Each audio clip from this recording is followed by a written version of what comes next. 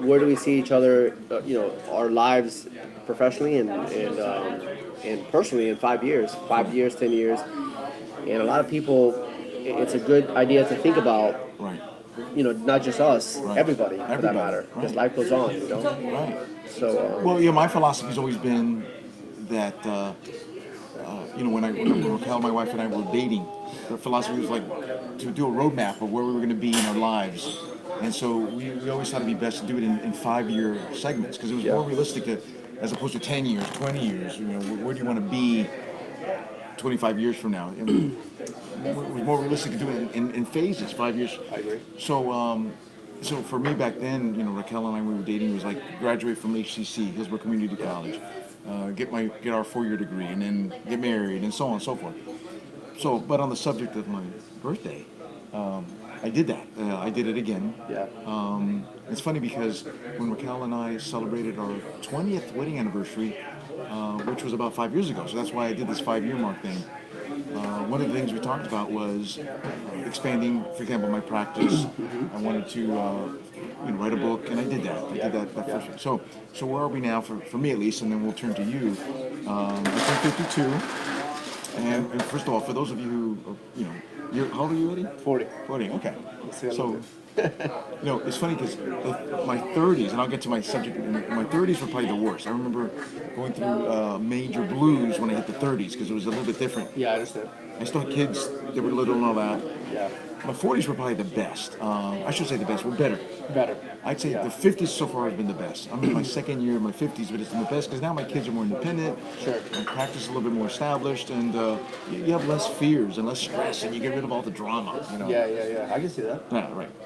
So, 52. So the other night I posted that one of the things I want to do is the New York bar. So, and again, we're going to share our plans for the future. So, what's the idea behind that? So, my goal, Eddie, is I would like to hopefully land some clients out in New York. That'd be awesome. Yeah, definitely. We talked about this the other day. We're not greedy people. We're ambitious people, and and in this world you do need money to survive, and if you want to give and provide for your family more than the way our parents could provide for us, the best way is to do it through money. But being humble about it. So the idea is to get my New York bar, and then take on some clients over there. I have an application pending with the Washington D.C. bar. I don't know if I mentioned that. To get reciprocation, right? Correct. That's one of the reasons. Correct. That would be eventually something I would like to do. Yeah, and so I've got that pending. And again, the idea is to try to expand that base, so to speak. Because, we travel a lot, and I travel a lot to New York, and I've been to D.C. 3 or 4 times now, and I run into a lot of people, and I pass, like you, we network. Yeah, a lot of times I give out my business card, and they're like, "Oh man, too bad you're a lawyer out of Florida, because I could use a lawyer here." So that's one aspect of it. So that's one thing. So the New York bar. The other thing is, the other reason for the New York bar is that I have a couple of clients now that are Colombian. Okay. Some are housed. Well, one of them is housed here at the local jail here, and one is currently in New York? No, actually in Colombia. Colombia, okay. But there's a pipeline that can go. There's a pipeline from Colombia to Florida, and there's one from Colombia to New York. Oh, I see. So what it is they search out lawyers. Usually, the Colombian people that are accused of drug smuggling and things of that nature are usually housed. There's a jail over there in Colombia. It's called El Picote. Apparently, it's a renowned jail in Colombia. It's like, I don't know if that's bad or good. Well, right, it's bad. Yeah. It's bad for the inmates. Yeah, exactly. But it's known because it's where they keep all the high-end alleged drug smugglers and drug dealers. Okay. They house them all together, and it's funny because they give them cell phones. It's like networking event. It's like a networking group. It really is. It really is. It really is. So they have cell phones here. My understanding, they have a gymnasium. Yeah. So Pablo Escobar's. Right. Yeah. And I think that's where that came from. They're more concerned about human rights and stuff like that. But there's a pipeline from Colombia to Miami and Colombia to New York, and because the two states, I don't know if you know this, but the jurisdiction. A lot of my clients say to me, and this is more of a public interest note. A lot of my clients say, "What jurisdiction does the United States have if they catch a drug smuggler in alta mar, in the high seas? What jurisdiction does the United States have to bring them to our country?" Okay, so a lot of people don't realize that. They always seem to think that there has to be some sort of connection to Florida, for example, or to New York. Okay, so get this. So most people don't realize that under the federal statute, All they have to do is show some sort of nexus to the United States, okay? Oh, I see. So even though the boat may be in international waters, Sure. and there's no evidence, Eddie, this is this is why most of my clients that are, I've been representing these people in boats that have been captured at high seas for about 10 years now, if not more. So they always ask me, el pobre marinero, el pobre pescador, who was held at gunpoint, get on this boat. Yeah. Some of them get paid, others are forced to get on the boat. They always Yeah. ask, what jurisdiction does the United States have to prosecute me in Florida, California, Miami, or New York? And the jurisdictions, because the federal statute is so broad that the way the statute is written, and it's been challenged. Sure. We've tried challenging it, and other lawyers, and it's gone as high as the Supreme Court, and it's been upheld. Is that all you have to do is show some sort of connection, that because the drugs Being sold here. right, eventually, right, you can show, even though specifically, very good, specifically, this load was not on its way to the United States at all. In fact, most of these loads are destined for other Central American countries, and then eventually they will make their way here. Yeah. Oh, thank you so much. And by the way, we are. Oh no, I'm sorry, I was talking to him. No, I was talking to him. Yeah. By the way, where are we? By the way, Eddie? If you want to tell what's the name of the restaurant? Oh, we're at the Gallery de Oro today. Actually, we'll have the owners stop by and say hi a little bit here. Perfect. Yeah, definitely. Okay, so the pipeline. All right, back before I forget. That's how my mind wanders sometimes. Cool. Is that so? So the nexus is right. Is that it has an impact on the U.S. The drug market has an impact internationally. It's a diet. Thank you, ma'am. Appreciate that. And so that's the theory. Yeah. So, okay. So, but why Florida and why New York? Why not bring them to California or Texas? Here's why. Because Florida and even New York, they have tough sentencing laws. So in the old days, if the boat was caught, in the Pacific Ocean, they would bring them to the California federal courts. Okay. If they were caught in the Atlantic Ocean, they would bring them to Florida. But then, Thank you so much. but then, all right, appreciate that. But then, but California courts were much more liberal in terms of sentencing, and so they would give them, really light sentences. Sometimes served, some maybe a couple years. Yeah. Here in Florida and in New York, they have harsh sentences, and so it's a 10-year minimum mandatory. 10 years Wow, that's a long for time. some marinero, some pescador who got recruited to do this with no prior record at all whatsoever. So Florida has that reputation. So rather than divert them to California, they bring them here. No, but we have to. Oh, it's all right. perfect. No worries. It's okay. Perfect. Look at this beautiful Cuban bread. Yeah. Beautiful bread. Shout out to Gallery de Oro. Do you know who does their bread, by the way? Do you know? Is it Faedos or? I don't know. Extra I'm bread? not sure. Okay. Yeah, I mean it's good. I just Sure. can't eat it right now. Oh, really? Okay. Well, because I'm trying to do the whole weight loss thing. Okay, there you go. That's not on my 5-year thing, right? Yeah. It's just on my 6-month thing. So as of now, going back to this, so I've got 2 clients. One that are housed locally here in Pinellas County. One is in Picote, in Colombia. But it's a lucrative market. You know? The drug trade is not like it used to be, where it was all peligroso. It still can be. Don't get me Sure wrong. it is.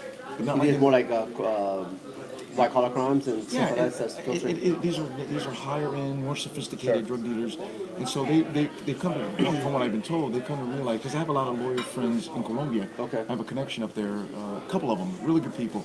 They said that it's more sophisticated, and they realize that violence is not always the answer. Violence is bad for business. Don't makes get me sense. wrong, but there is some at the lower level. So most of these people are treated like white collar criminals, and that's Yeah, why I in see Picote that. they're treated like they're kings. So the whole idea behind New York is to strengthen that pipeline, to try to get more of these clients down here. That's one of my things. The other thing is the international law is what I want to develop more. So I have a good lawyer friend out of Colombia, Roberto Beltran, great guy. He comes down to the United States a lot. I'd like for you to meet him. Have him on the show. Yeah. Aquí? Rice and black beans. Right here. Your Thank stuff you. looks too expensive. I don't want to break your. She just doesn't want to be on the. She doesn't want to be on the show. All right. You guys tell Julissa to come. And just some utensils, please. Thank you.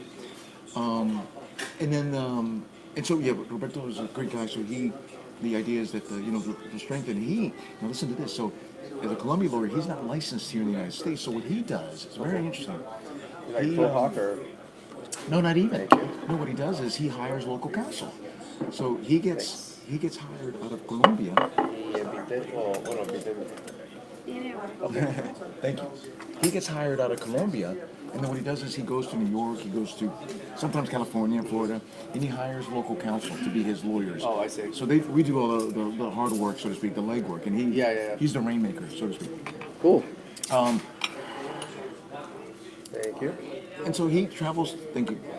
So he travels here in New York a lot, and because he has clients all over the United States, and he has local counsel all over the United States. Yes, it's pretty popular over there, I guess. It really is. Yeah. There's a lawyer out of Miami named Joaquin Perez, good guy, who also has that market as well. He does that as well. Okay. So, and the other thing, so that's one of the things I'm trying to develop in the next 5 years. And then lastly is my my new book that I've got coming out. Yeah. What? Because we only talk about different things. Right. Tell me more about that. So basically, it's more of a hobby. Okay. Okay. This book that I'm writing, and the book that I wrote a couple years ago, just a hobby. You know, I love that was my. I think we talked about it once before. Yeah, you love. Yeah, the arts. I love the arts. In high school, I was a theater major. I was going to be an actor. I was going to be a writer, a movie director, and all that. Yeah. And the reality is, it's tough, man. It's not. It's not. It's very difficult. It's not a guaranteed thing. And you know, when you're mindful of the fact you have a family to raise, it's a lot of sacrifice. So it's just more of a hobby. And without going into details about the book itself, it's more of an international. The first one, The Verdict, was more of a legal thriller. I don't know if you had a chance to read it. No. Okay. I I'll see get you a copy. Yeah, I'll yeah. get you a copy. I gotta get a signed copy though. You got it. Got it. The second one, more of an international thriller. So inspired by real life events that have gone on in the world.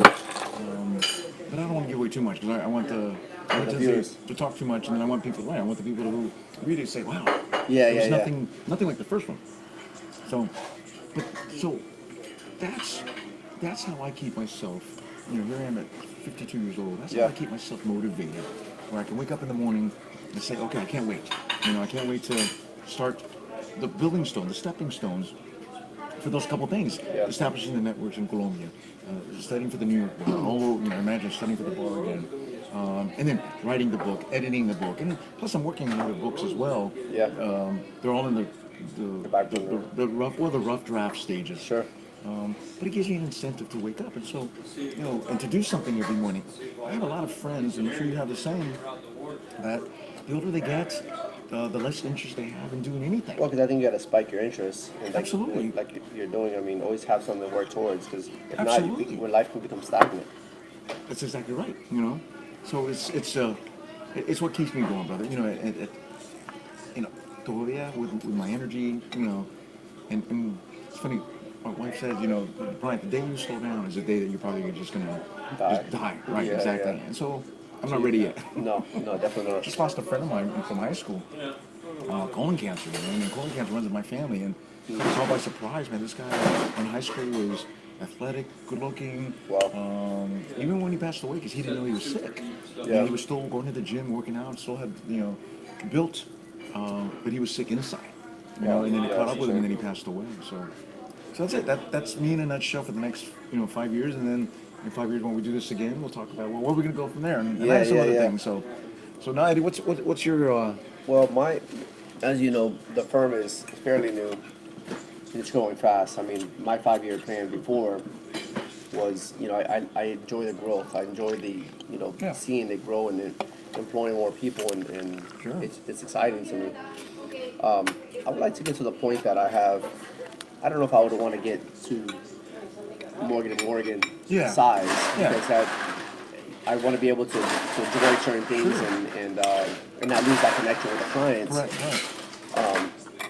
But right now we do pretty well, and I like to get to the point that it's a constant flow, and then I can start using the money that we get from that to invest in startups and stuff like that. Okay. So Anything particular? I mean, I would like to go to USF or UT and hear the startups like when you think of Shark Tank. Sure. Something like that. Yeah. So I want to be able to do that because I love business. That's good, man. I don't know, but I'm not sure who knows out there, but I've been self-employed for 19 years too. You know, I had a clinic, I had the gym, I had a small real estate company, marketing company, and it's exciting to me, the whole business thing. I mean, the law stuff is exciting too, and the fact that we can change people's lives and help them. But I want to be able to help invest in other companies and not be the main person, but be a big influence in that person's company. Gotcha. Do you have anything in mind now? Like any ideas or? Nothing in particular. I mean, if I did something, it would be something that I understand. It would be, if the idea is too far-fetched, Warren Buffett says, you know, he invests in things that he understands. Okay. You know, there's 100 opportunities that come to him at one point. Right. And, you know, you don't have to be, you only have to be right two out of 10 times, or 3 out of 10 times to make an amazing life. Okay. So my thing is instead of jumping the gun, when I was younger, I used to, you know, jump into things quicker. Now I guess that now I'm a little bit older, when I swing, I want to swing hard. I don't want to swing half swings and keep swinging. You know? Right. You know. I get it. So that's kind of my goal. So you know, you mentioned something. So if for some reason you see the need to hire associates, because I've been in that position where I've had to hire associates, and I had one for a while, and we were a great team, but I noticed we were getting too big, and it wasn't the same. It was like I was losing touch with the client. In other words, I come to court or I wake up, you know, look at my schedule for the day, and see not my clients but my associates' clients. Like, oh, I don't even know these people. I never signed them up, but today is my day to meet with them and cover them in court. And I didn't like that. I didn't like the idea that I didn't know who I was helping and have a relationship like I do now. Oh, and I struggle with that too, because it has been a blessing that we've grown really fast. And like I was telling you, I sign up on average about a client a day. So I'm doing about 300 clients every year, and it keeps growing, right? And there's some times that, you know, they're coming in, you know, I normally like to have the intake with them and talk to them, but there's sometimes that I don't get a chance to, like they live in another state, or not another state, but they live not here. They live like Miami, they live Fort Lauderdale, Fort Myers.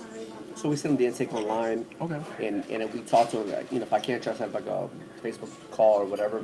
But those people, I don't know them. And then when I'm going through my client list, I'm like, who are they? And that's a disconnect.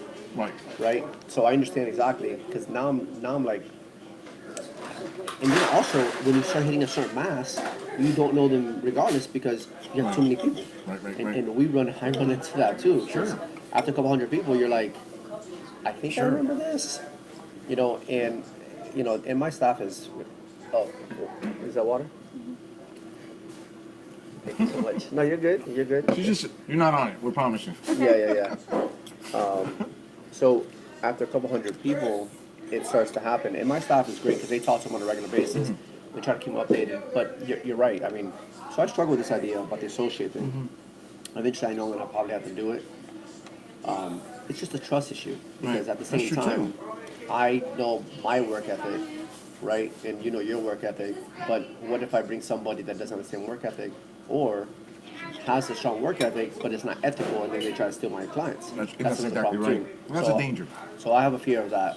So maybe if I can get over that, that'll be good. I would like to be debt free, honestly. Yeah. I mean, I'm 40 now, and you know, I live, you know, I'm comfortable, and I've been comfortable for a long time, but it would be great to be debt free, and I don't know how that feels because I've been, as you know, my oldest daughter is 21, and you know, so I've been at this since I've been in high school, you know, like in the grind and growing up really fast. So to me, it's always been this ongoing thing, and you know how it is, man.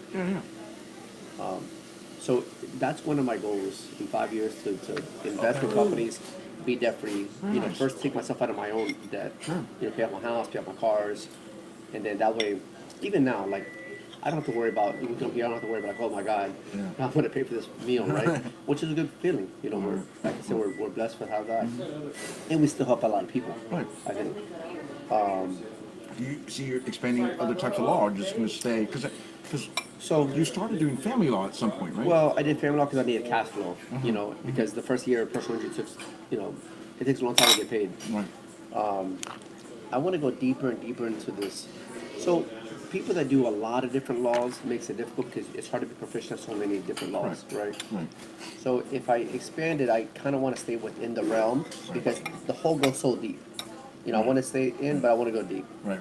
And maybe eventually get into product liability, maybe get into some other types of personal injury and maybe more niche. I'm doing a lot of stuff with the scooters now and mopeds, and so just trying to specialize. So even if I don't have, even though I'm not, even though the more niche you become, the more specialized you become, you'll get less amount of clients, but you're getting different type of clients. Right. So you can focus on those clients more. Right. So as I grow, I think that's going to be the case. Okay. What about mid-mal? Maybe, because it's something that's interesting to me, especially because I was in the medical field for 13 years. So med-mal may be a thing, but still stay within the realm of personal injury. Right.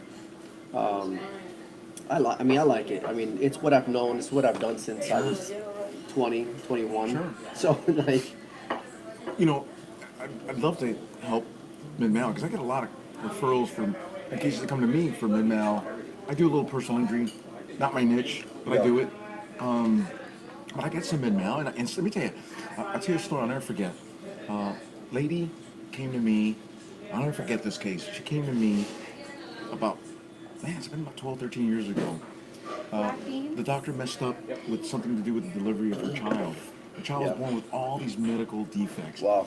And I'll never forget, she came to me, Latina, young Latina husband and wife. I felt so bad for them, Yeah. and I wanted to help them. Long story short, it was beyond my experience. I ended up referring them to a law firm. Did a great job, but before that, as I was investigating, and I figured, maybe I can learn to do this because I really wanted to have that hands-on to help them. I'll never forget, I went to Babies R Us, because the baby was alive, but they had all these medical conditions. Yeah. I remember buying diapers and That probably felt great. yeah, a bunch of stuff for these new parents, and I bought them like an AMC cars so they can go to the movie theater, if they could find some time. And I remember giving that to them, and they were so grateful. And then eventually got to the point where I said, "Listen, this is beyond my expertise, so I'm going to refer you to someone." And this lawyer did such a phenomenal job that not only did he, get them a huge reward, a settlement, something that they had never expected. But he remembered me and gave me a referral fee. Yeah. And obviously the referral fee was pretty substantial, so I can only imagine what his cut must have been, Of course. which was a significant percentage of what they must have gotten. Of course. Yeah. So- I mean, it's just costly to litigate them because you gotta get hire expert doctors and this and that. So my point is that I wanted to get into that because I saw how much that demand was out there. People doctors, lawyers, professionals make mistakes. So I would love to get into that, but I think that it's like you had said. You don't want to get too Too wide. right, because then then you do lose touch of You do. what you're really good at. And in this case, mine is criminal. Yeah. Like I tried a couple criminal cases and I was like, I don't like them. Right. I mean, it's interesting. It is interesting. I love it. And so it is interesting, but it wasn't my thing. I got you. Right. And I think because of my background, Right. for being in the healthcare side, treating personal injury clients was an easy fit. And then, I did a little bit of real estate, and I still do like regular real estate, but my thing is, I want to litigate. I want to, go deep into this, be a specialized person. Right. I want to be able to go to these FJ meetings and be like, one of the titans of trial kind of deal. That's exciting to me. Right. And then give back to like the companies and things like that. One of the things that maybe we can talk about, have the takeaways. Yeah. And I'll share what I do. Yeah. Of how we, keep track of our goals. I plan yearly. And I figure out what I'm trying to do, and then I break that down per month, and then I break that down Really? per week. Okay. No, I'm not. I get it, but I don't do that. No, I'm not that way. And I do it, and even though it's hard to track every week, but it gives me a vision of what I want. Oh, sure. So like now my thing is like, paying off debt, for example. Sure. So I'll put money in my operating account, and if I have enough to pay bills and be comfortable, I'll shift $20,000-$30,000 real quick to pay off some debt, like just one hit. Sure. So I have separate bank accounts. Well, I have one bank account, but I have separate sub accounts, Okay. and then I move money into those sub accounts to start building that fund up. Okay. So then whenever the time comes, Sure. I can just pay off these debt. Okay. So that's one thing that I do, you know. My wife may do that. Yeah. You know, Raquel may do that. I don't. I'm not the business. I'm the lawyer. I'm the I don't know if you call it the rainmaker if you want to. But Yeah. beyond that, the business side, that's for Raquel. So she may have that goal. You know, I'm just me. You do what you do. What comes in, I'm blessed, and then she takes it from there. You know. So I don't have that goal, but I think it's important for those who are watching this, going back to the track, is that 5 years, make it a 1 year commitment. You know, Yeah, 1 year. something, yeah. Where am I going to be a year from now? But don't be stagnant, like you said earlier. If your goal is to reach from here to here, then you know the baby steps. You know the baby steps. Compound effect, yeah. That's it. Otherwise, you're gonna stay. Okay, you're gonna stay here, and then so. All right. Come on now. Are you guys on? Yeah, come on. You kidding? So here we have. Hold on, come on Oh, back. you're gonna have to practice. It's all right. It's all right. Oh my god. Hey, how are you? So today we have our You the sit in his host. lap. No, I'm kidding. No I'm way. kidding. I'm kidding. Okay. No, that really didn't happen. Listen, the camera's forget it. The angle of the camera. Cut that out anyway. So. Yeah. Well, tell us about your Let's talk restaurant. about. You know, Oh man, you're putting me on the spot. So here. you're on the camera. Okay. it's like my second time here, so make sure you're in it because you're a featured guest today. So tell us, Okay. how'd you get started? Are you the owner, manager? Yes, I'm the owner. My parents were the original owners, so we started about 1986. Okay. I've been coming here for a long time Oh too. wow. Yeah, so I was born and raised, you know, doing Okay. this. Where'd you go to high And, school at? Jefferson. Okay. Yep, class of 2011. Young. Oh, thanks. She puts that work in. Yeah. Like they're working hard Yeah. all the time. Oh, But that's the that time. work ethic that we talked about in other shows, the Latino, Cuban ethic, work ethic, and so on. Yeah. You know, yeah. All right. Well, go ahead. So I'm sorry. So yeah, so they came. How did they start? How did they get started? It was kind of like they were working for my aunt back then. We were on Columbus and Havana. Okay. And my aunt wanted to sell the business. She didn't want to deal with it anymore, so my parents took over, and I've been doing it ever since. Okay. And so it was where originally you said? On Columbus and Havana. Okay. I didn't know that. Down I've the always seen it corner. here. And when did you guys move to this side? It burned down in like I heard about 1995, 96 around there. And then here we opened up in like 97. 97? Okay. Wow. I graduated in 98 from Lato. Well, Yeah. Jefferson then went to Lato. Okay. My brother graduated from Lato around that time too. Yeah.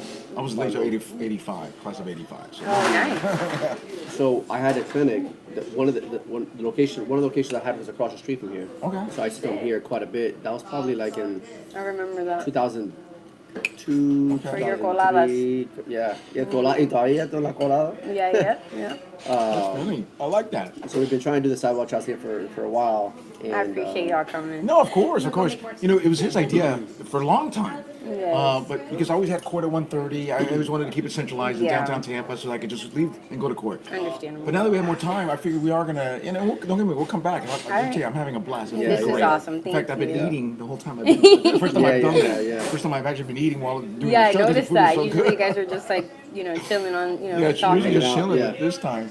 No, but so tell us, how hard is it to run a business like I this? mean, I really love it, so to me it's not work. So if you love it, like- I love coming and, That's awesome. talking with everybody and Yeah. hanging out. Like, Yeah. it's not like a job, See, that's awesome. And That's most of awesome. our customers are like family. you know? Yeah, that's Yeah, awesome. you know everybody, and people know you, and Yeah, it's so it's awesome. kind of cool. I love it. I wouldn't awesome. trade it for anything. Would you expand? You know, Yeah, maybe one day. Okay. I would love because to. we were just talking about that. You know, as practitioners, as lawyers, more lawyers, more associates. Yeah. It's not the same anymore, though. But there was, Arcoides. Wasn't there Yeah. two at one point? Two, yeah, Mm-hmm. Columbus and. And I always Wall thought Street. one was better than the other. They were both good, but one was better than the other. So, Sure. but one wasn't this. One was still not the other. So, is that you think something might? I would like to do that, but maybe like somewhere else completely, like Yeah. not in West Tampa. Still like in Riverview, because Yeah, something like that. that would be awesome. Because- I think it's just lack Well, of like listen, knowledge. You know? haven't gone out there, but it's Yeah. busier than Tampa. Really? As far as traffic Oh is. yeah, for sure. It's growing exponentially, like thousands of homes every Really? couple I months. get It's ridiculous. emails all the time, like Really? people, please come to Riverview. What about or, Carrollwood, though? I see a lot of. That's 'cause you live Carrollwood's in gonna be Carrollwood. kind of cut Bias. out. Bias. I have a motive. I have motive. Yeah, that's like it's a different market. I would want to Yeah, say. and that's true. Not many Latinos. So, That's what you're yeah. saying, okay? There's Yeah, I a lot didn't of wanna Latinos. s- There's a lot of Latinos already. it's Okay, There's a and I lot. get that. But a lot of non-Latinos, for lack of a better word, the white people love Latino food. They do. If you go out there, you would have to probably brand it a little bit differently. Like you wouldn't be a gallo, maybe the Golden Rooster or something, like The Golden that. Rooster. It's just I probably. don't know. But at the same time, I wouldn't take away from the branding because you've been a brand Right. for so long, and people, white people, Caucasian people, You better. they- I know, Anthony yeah, Cameron. whatever. No, he's the master of editing. He'll, Yeah, whatever. Or I'll leave it in because it's cool. Yep. They like the Hispanic I think they places. do. They do, and they'll pay money to They go to do. these places, and they I pay mean, well. we have customers that come from like Tennessee, Alabama. Wow, that's Like crazy. our food has traveled more than I have. Right. you Yeah, know. yeah, yeah. And It's that's crazy. Why, and that's why I think Miami's so popular. It's not just because the Latinos that go there. It's because the non-Latino people, the Anglos, yeah, for sure. they go out there and they love that authentic Cuban do. food. So I think you'd be surprised. So I think so. Carrollwood might be great. Today It we is. today we Yeah. today we're on the topic of our 5-year plan. And since you're here now, you might as well tell us what is your 5-year Where do you plan? see yourself in Sheesh, 5 I years? don't know. I don't know. Just doing something different. Like I just want to add to like what I have going on here. For my parents. My dad is still alive and stuff, just to show him. Do they work? My dad does not. He retired. He came just now. He was here for a little bit. He's that's taking cool. a delivery for me. Okay. Yeah. But no, he doesn't work or nothing. I take care of dad. Okay. How about mom? Yeah, my mom passed. Oh, I'm Yeah, it's sorry. okay. 2008. And it's your brother that's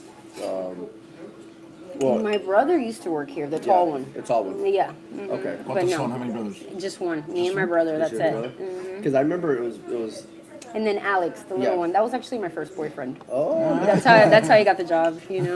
Alex Ramos. No, Oh, I hope Alex. not.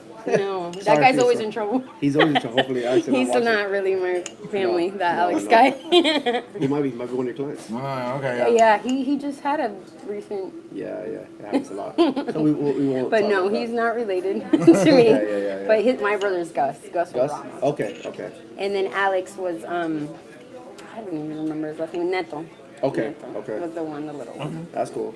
So maybe review in less than 5 years, because that'd be great. On Big Dinner 301. Yeah. I mean, it's just a popping place. I would love that. That would be nice. That'd be cool. I mean, but again, I'm not giving up on the Carrollwood area. You gotta tell you. Sheesh. Here's why I say that. Look, he's right. My wife and I live out there. She's Puerto Rican. I'm Central American, Costa Rican. We love Spanish food.